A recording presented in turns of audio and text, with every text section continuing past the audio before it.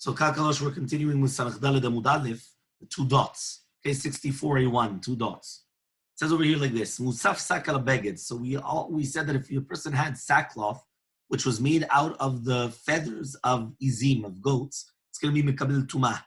Shetameh mishum arig, it's going to be tameh because it's made out of arig. It's woven together. So says the Gemara, atu beged lav arig. He says, what? I don't understand you. A beged is not arig. Any type of a beged is arig. It's woven together. Right? So then why didn't we just say by any type of beged, any type of clothing, it's going to be tameh? And we didn't say that. So it says, Hachi kamar, this is what it means to say. Musaf sak ala beged, afal pi she'enu arig tameh. The sackcloth is even more than a clothing, because even if it's not going to be woven, it's still going to be tameh. Now why? The Mai Chazi says, what can you do with these feathers, right? If it's not woven together, why would it be mekabel tumah? So Rabbi Yochanan says, sheken ani kolea shalosh nimin, right? It says, no, you know why? An ani, a poor person, he'll take 3 chutim of the se'irizim, of the sarizim, of the hair of the goats, and he's going to put it on his daughter's, like as a necklace, as different things, which means poor people use it as a necklace. So they'll come, they'll put it on their daughters and everything, and this is like, their kishutim, their, tachshitim and all these things. So because of that, that's what we said, even if it's not arig, it's still mekabel tumah. So Tanu Rabbanan, we learned in a Braita, sak, that's only a type of a sackcloth. Enli ela sak, this is only sak, which is basically a clothing which is made out of notzatizim, right? So he says, minayin, how do we know sak minayin? And how do we know that if it's, again, they usually have this notzatizim tvuya, because they usually come and they use it, right? So minayin lerabot at kilkele et chabak. How do we know to include the kilkele and the chabak? Remember, the kilkele, it says here, is ritzuat chazeh shel bema, or the chabak. So here, let me just see if it has a picture. This is the girl that she has, betula betzavar bito. Okay, that she puts it on the tzavar of his daughter, as a poor person. And then here is the chabak and the kilkele.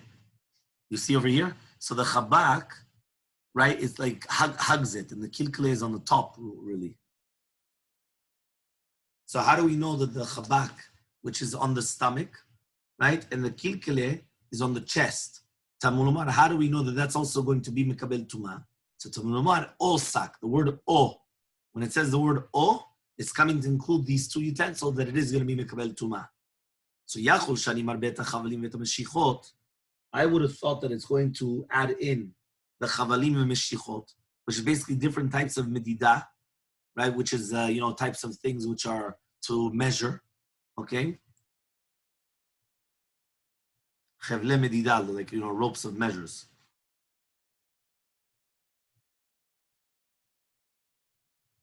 So Tamulumar comes to teach you sak.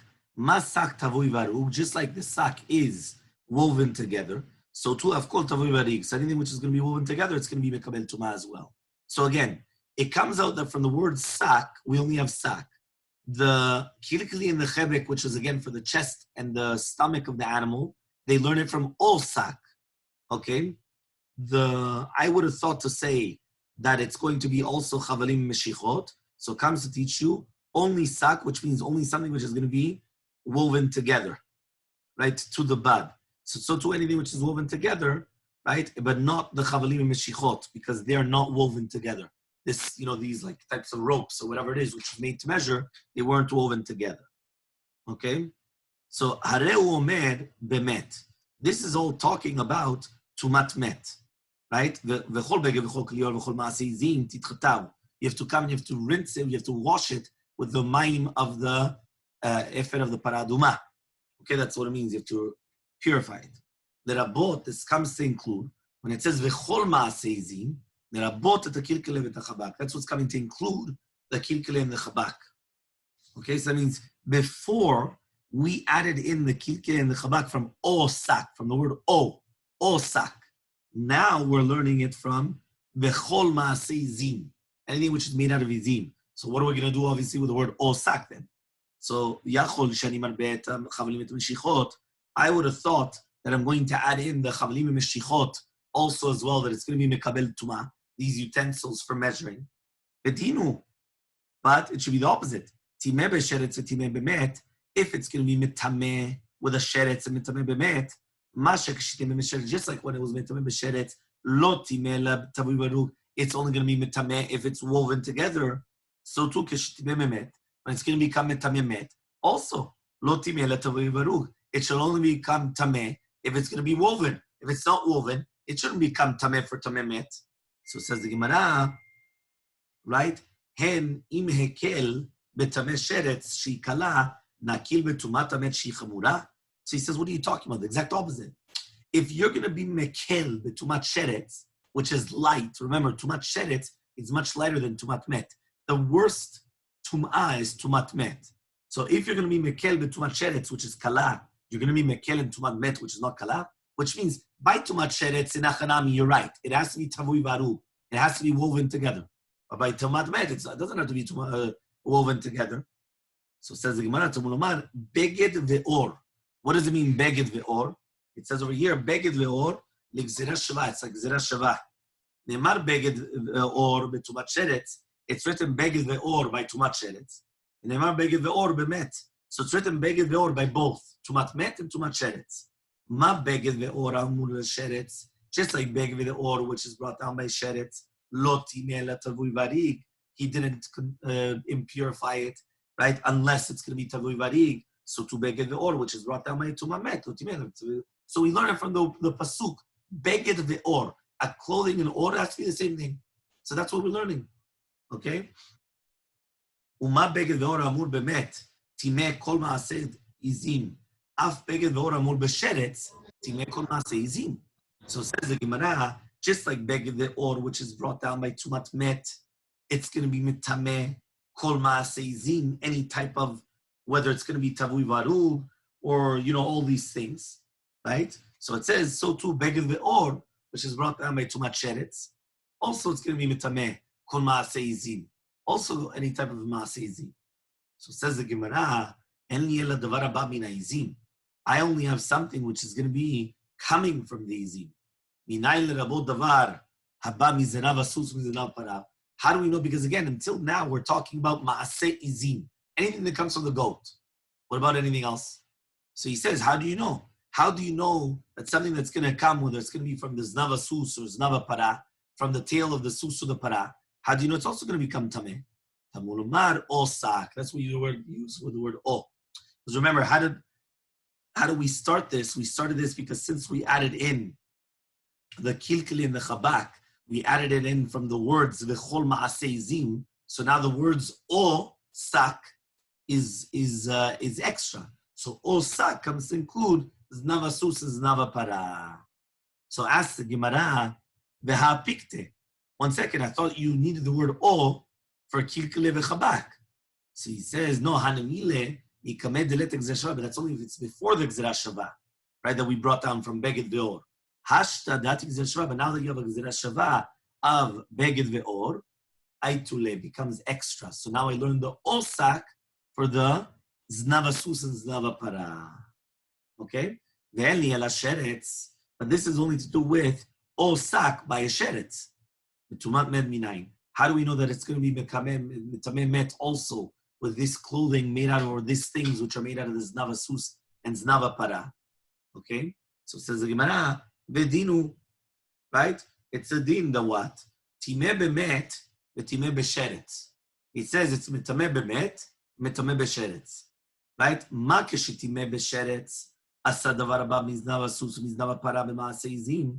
Just like by tumat sheretz, right? It's coming from znava sus or znava para, just like maaseh izim. So too keshetimeh timeh met. So too when you're going to have tameh met, asa davar haba miznava para, sus miznava para k'maaseh izim. Also, they did the same thing. Okay, fine. So says the Gemara, right? Can you actually learn that? Can you learn the binyan av that we just mentioned?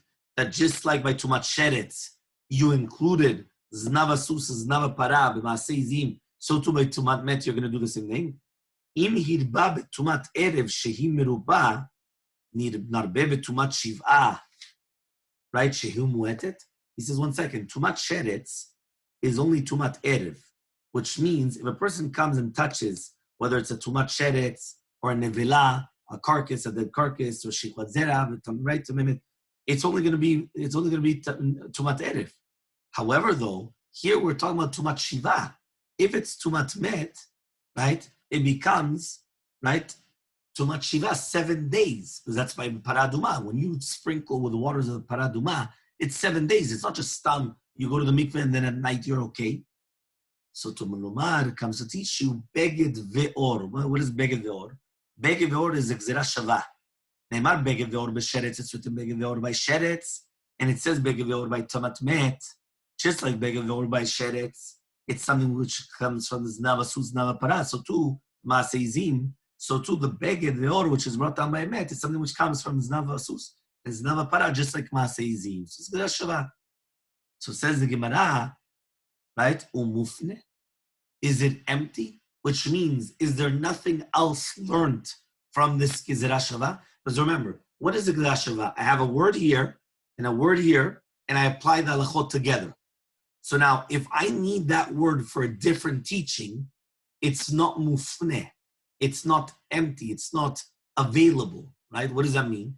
That means when you use the Gezerah Shava, there's a few different ways. One way, and that's the best way of using Gezerah Shava, because you can't ask questions upon it, is if in this word, in this pasuk, and this word in this pasuk, they're both empty. They're both not being used by any other type of a limud, by any other type of teaching. So that's called mufne mishne tzadim.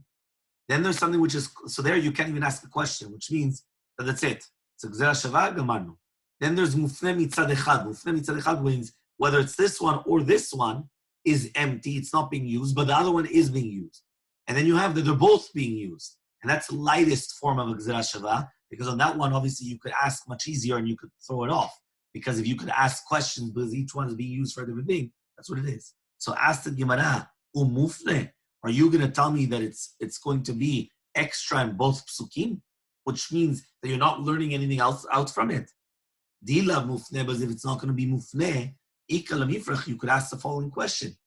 Ma lesheretz shekem mitameh bekadasha. The sheretz is stricter than a tameh met in one sense, that it's tameh kadasha, like a barley bean, meaning like a lentil, right?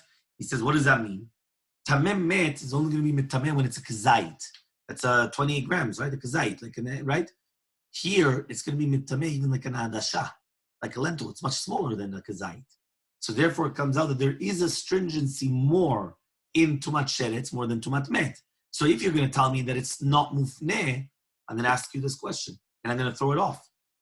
So says the Gemara, lai. Yeah, let's see about the beged ve'or. Afnuye mufne, right? Is it going to be mufne?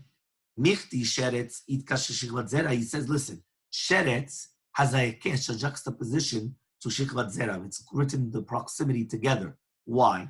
If it says in pasuk yishetesh shikvat zera.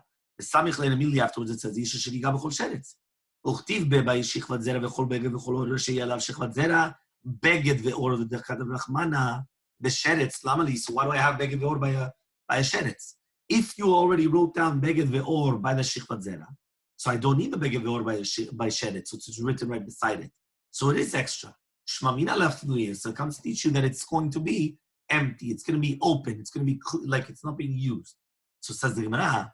But it's only mufne from one side. What about the other side? As I already explained to you, Gezerah Shava is only going to be beged ve'or. So beged ve'or by sheretz. What about beged ve'or by met? Maybe I do need that one. So it's not mufne.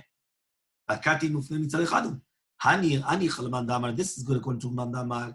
Mufne mitzad echad. That if it's going to be empty or available on one side, lemedin ve'meshevin, that you learn from it, and you're not allowed to ask questions on it. But according to the Mandamar, the Medin, Umeshivin, but according to the Mandamar, that you could learn from it, but you could still ask questions on it, because it's only from one side. Ma'ikalamem, what are you going to say? So says the Gemara, you're right. They're empty on both sides. Meaning on both sides, they were available and they were extra, that I could learn the Gezerah Shava from them, and then you can't ask any questions. Why? Michti, let's see. Met, itkash shikvat zera. Also deceased was has a kesh to shikvat zera. Tichtiv, as it said in the pasuk, "Vanogea bechol tamei nefesh or ish asher tamei shechvat zera." Person that touches anything which is tamei nefesh, which is tamei from a human being, or a person that comes out from shechvat zera, tichtiv l'shechvat zera, bechol or any type of utensil or clothing. Sorry, any clothing or leather. Beged. So why do I have beged by a mat? Right? Shmamina lafnuye comes to each other. It's also empty available. So therefore, it comes out that we have a gzera shava, which is mufne mishnet stadim from both sides, because it says beged ve'or by tumat met and beged ve'or by tumat sheretz, and by each of them it didn't need to say, but each of them had a kesh to the shikvat zera. Therefore, you didn't need to say each one. So the fact that you did say it by each one, you make a gzera shava together and you compare both halachot together. And you cannot ask the question, that the tumat sheretz is kadasha and tumat met is lighter in the sense that it's only kezayit. Okay? Clear? Ken.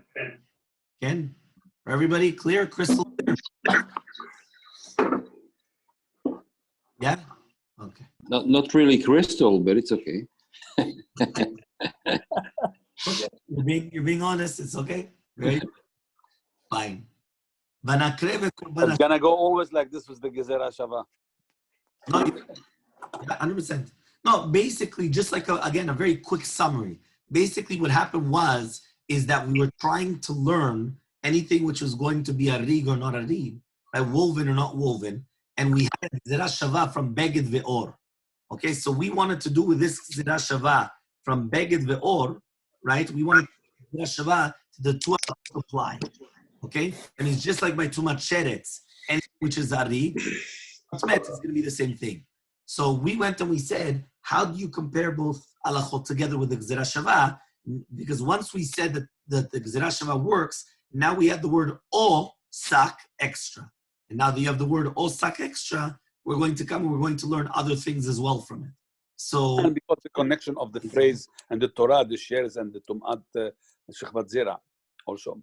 Exactly. So now what happens is we start analyzing the Gzera Shava, because if not, we want to ask a question against it, and then we want to just push it away. So what we want to ask against it is, how are you comparing a Gzera Shava from Sheretz and Met? It doesn't make sense. Sheretz in one aspect is more stricter than a Met, even though usually Met is more stricter because it's 7 days of Tumah, and Sheretz is only Tumat Erev, which means it's only the same day Tumah, but also Tumat Sheretz has a stringency. The stringency by tumat sheretz is that it's going to be kadasha with a lentil size, and tumat met is a kezayit. So it is more stricter. So we went and we said, well, 1 second, we have to learn and analyze what is a gzera shava. So I told you there's 3 steps of a gzera shava. First step of a gzera shava is that they're not mufne at all, which means that they're not available on each side. Each side, you needed those words there, but I'm still comparing the two halachot. In that case, according to everybody, you could start asking questions. Because since they're not available on both sides, it's on extra. So I'm going to start asking you questions on that. And if I have a question, I could ask it and then I could just throw it out. You understand? Like I could just not use it. However, though, there's another level. Mufne mitzad echad. Mufne mitzad echad means on one side, it doesn't matter which side, it's available, it's extra. On the other side, it's not. And that's what we thought was the case by here. Because we said that it was extra by tumat sheretz, because we said you didn't need to say beged ve'or by tumat sheretz, because it was juxtaposed. It was a kesh to shikvat zera, and therefore you didn't need to say it. So therefore it was mufne mitzad echad from one point. Now, when it's mufne mitzad echad, there's a machloket. According to everybody, you could learn from it. The question is, can you ask a question on it or not? That's a machloket. Some people say yes, some people say no. So he says, well, 1 second. But some people say you could ask a question, then you'll throw this out again because you have a question. The tumat sheretz is stricter. He said it's mitameh kadasha, like a lentil size. So he said, no, you're right. It's mufne from both sides. Because also by tamat met, beged ve'or was extra because that was also juxtaposed. It had a kesh to shikvat zera, and therefore you didn't need to write it. So it comes out that beged ve'or by tumat met and beged ve'or by sheretz were both empty, because by both of them you didn't need to write it because they were both juxtaposed to the shikvat zera. So now that you wrote them by both, they're both empty, they're both extra. Now when I compare the two together, they're both extra, the Gzera Shava, you can't ask any questions on it. Okay? That was a summary of the Gemara that we just learned. Thank you. Okay, I hope it became a little bit more like a crystal. Yes, yes. Okay, fine, very good. So now it says here like this. ונקרב וקורבן השם איש אשר מצא כלי זהב וצדף וצמים וטבע ודגים לחומז, לכפר נפשותינו לפני השם. So it says here they're going to bring close in front of Hashem a korban Hashem, that a person that he found, whether it's any type of a golden utensil, whether it's going to be a ring, whether it's going to be a bracelet, and all, v'chumaz, Amar Rabbi Elazar, agil, זה דפוס של דדים.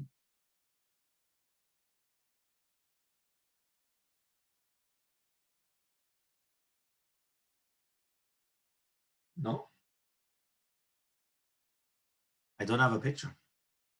It says here it's a takshit that the women put here, yeah, on their chest area. Okay, that's what the agil is. I always thought, okay, well, modern Hebrew agil is obviously going to be an earring, but here this is what it is.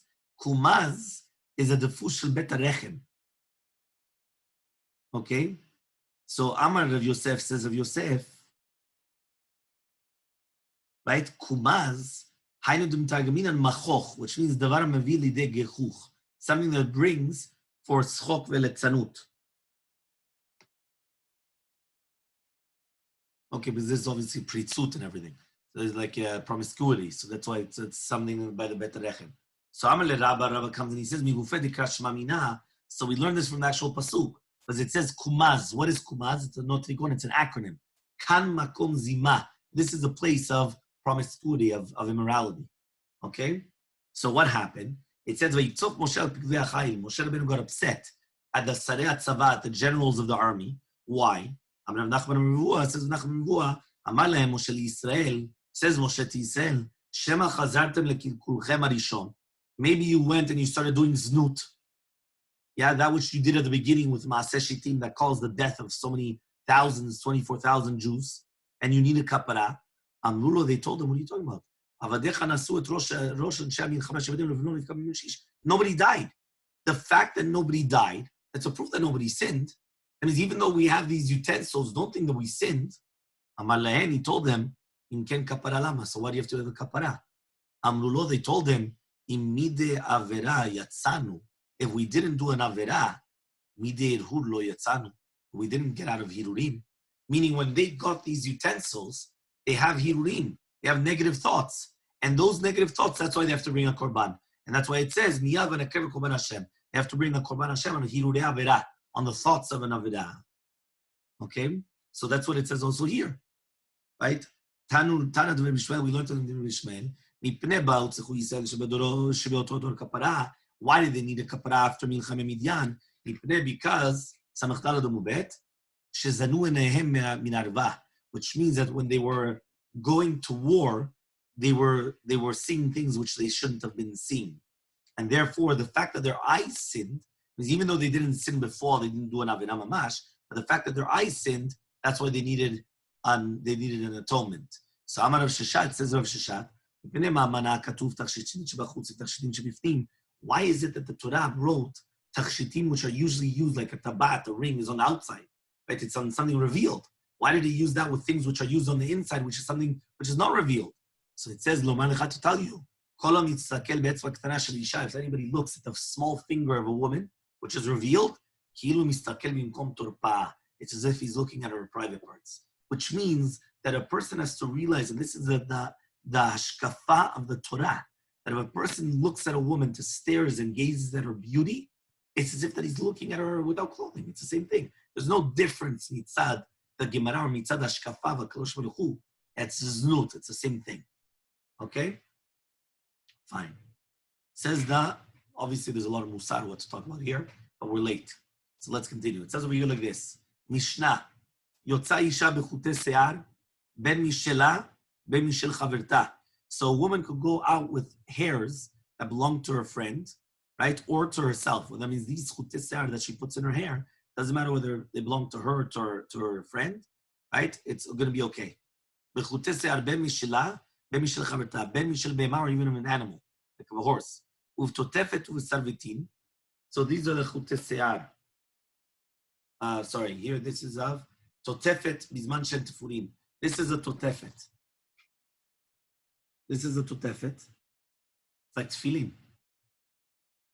Uvsarvitin is this one. And the third one is a kavul and sevacha, which we're going to see in 1 second. This one. The kavul and the sevacha. Okay, it's like underneath and then on top, another covering. So it says here, one more time. A woman could go out with chute se'ar, which are tied in her hair, whether they belong to her, meaning that the hairs are her hairs, and she's tying her hair with her hair together, or from another friend, or from an animal. Totefet of sarvitin is mentioned to furin, only if it's going to be tied to the hat. Bekavul of peanochrit, so here it's talking about the peanochrit, the wigs, lechatzer, right, to the courtyard. Now it says over here, bemoch, she's allowed to go with a moch, right? Shebeozna, whether it's going to be in her ears, in order to get like all the refuse or the discharges from the ear, okay? Uvmoch besandala, or also she could put this moch, which is like again cotton wool and all these things on her sandalim. Uvmoch shitkin nidata, or the moch for the nida. Uvpilpil, right? And also she could put the pilpil, which is again, she puts it in her mouth in order that she has a good smell from the mouth. It's like a mouthwash. Uvgalgal shel melach, or a gargir, right? A little tiny grain of salt. Okay, also that she puts in her mouth for cholish shinaim, for different tooth problems. Or anything that she's going to put in her teeth. But she can't put it lechatchila on Shabbat. But if it fell out of her mouth on Shabbat, lo tachzir, she shouldn't put it back in her mouth on Shabbat. Shem totevet, which is basically a golden tooth which she has in her mouth. Rabbi says she's allowed to go with it on Shabbat. And the rabbis say that it's going to be prohibited to go out with it on Shabbat. Okay? So says the Gemara, utzricha. The Mishnah needed to tell us the 3 different types of hairs, whether it's her own hair, her friend's hair, or an animal's hair. If we only said about her hair, because it's not considered disgusting for her, it's her own hair. But if it's going to be your friend's hair, maybe it's going to be like something disgusting that she doesn't like. I would say that she's not allowed to go with it to the Reshut Rabin. If I told you about the friend, the baminahu, because at the end of the day it still belongs to another human being, so it's min bemina, it's the same species. But if it belongs to an animal's hair, la baminahu, it's not the same species. I would say you're not allowed to go with it. So tzricha, that's why you needed it. Okay? Next, 2 dots, right? It says over here, sorry, not 2 dots yet, 2 dots is coming up. Tana, we learned in the Braito, vilvad shelo tetzeh yalda. It says as long as it's not going to be a young woman that's going to go out, that her hair is still black. Why bechuteh zikena, with the strings, with hairs of an elderly woman, which is white, or zikena, or an older woman, with hairs of a younger woman. Right? Why? Because I guess it's disgusting for a young woman to go out with white hairs, or the other way around as well. Because they're going to start laughing at her, and then she's going to take it off, and then she's in the Reshut Rabim, she's going to start carrying it, so it's going to be a problem. So bishama zikena b'shel yalda. I understand that zikena should not go out with the hairs of yalda shevachula, right? Because there it's a shevach, which means they would say, I would have thought to say that it's a good thing for her, and now she has black hairs instead of white hairs. So since it's a praise for her, I would have thought to say that it's mutar for her to go out to the Reshut Rabim, and that's why we said no. That still they're going to laugh at her, and again she's going to take it off and carry it in the Reshut Rabim. But yalda bechur b'zikena ma'ino. Why is it? What do you have to tell me? Obviously, a young girl cannot go out with the hair of an old woman that's all white. For sure, she's going to take it off. So what's a chidush? Pashut that it's going to be asur. Answers the Gemara, no. I did tell zikena b'yalda. Once we already taught zikena cannot go out with the yalda's hair, the young woman's hair. We also taught the other way around, even though you're right, it was pashut. We didn't really need to teach it. Okay? Next, 2 dots. Bekavulu pe'an yachrit lechatzer. She's allowed to go out with the kavul and pe'an yachrit to a chatzer. Amar Rav says, anything which the rabbis prohibited to go out with the Reshut Rabim, whatever you cannot go out to the public domain, you cannot go out even to your chatzer, except for kavul u'pe'anochrit, except for the kavul u'pe'anochrit. Because even though the chachamim prohibited for them to go out to the Reshut Rabim, they're allowed to put it on in the chatzer. Ravanani bar Sasson mishmeder mishmeh says no, hakol, everything. Kabul is going to be like a kabul, which means you're allowed to go out with it in a chatzer, just like we saw. Okay, so Tanan, we're going to ask a question against this right now. Tanan, we learned in the Mishnah, kabul pe'anochli lechatzer, that you could only go out to the chatzer. Bishlam al Rav Nicha, it's good according to Rav. It's good. Why?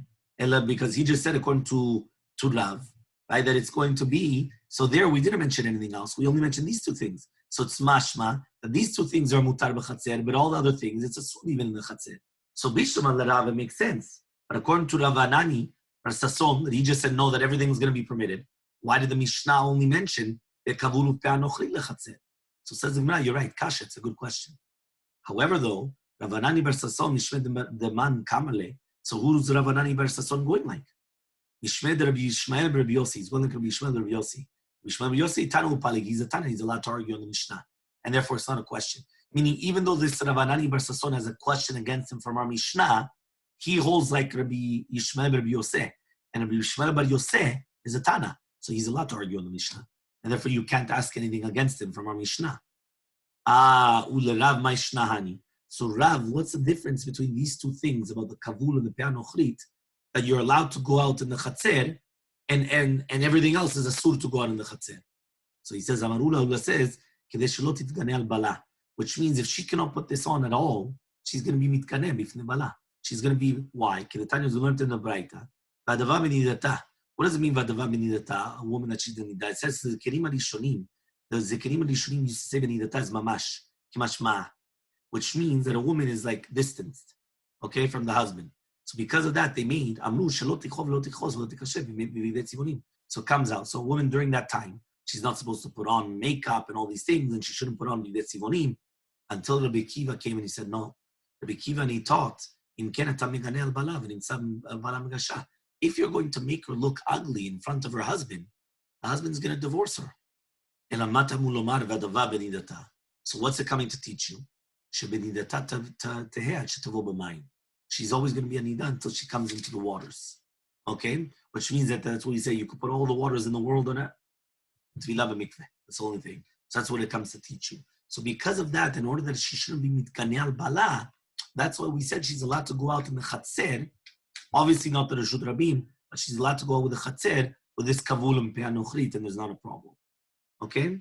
So Amar Rav Yehuda Amar Rav, says Rav Yehuda Amar Rav, Kol makom she'asur chachamim b'nei maritayin afilu b'chadrei chadim asur. Anywhere where the rabbi is prohibited, right? And we paskin like this, Rav, by the way. Anything that the rabbi is prohibited, right? Because of maritayin, even in chadrei chadarim, it's going to be prohibited.